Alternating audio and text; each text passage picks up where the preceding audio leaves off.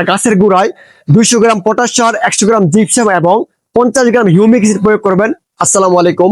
আর যাদের আনারের গাছে আনারের ফুল চলে আসছে কিন্তু ফুল ফল ঝরে যায় এবং আনার ফল বড় হলো এরকম ফল ফেটে যায়, তারা যদি এমন 3টা কাজ করতে পারেন তাহলে ইনশাআল্লাহ আনারের ফুল ফল সর্বোচ্চ নিশ্চিত হবে।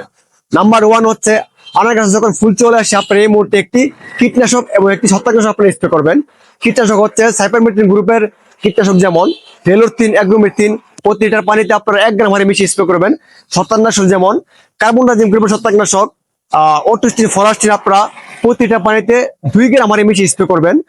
এবং নাম্বার 2 হচ্ছে আপনারা সলুবল বোরন প্রতিটা পানিতে 1 গ্রাম হারে মিশিয়ে স্প্রে করবেন।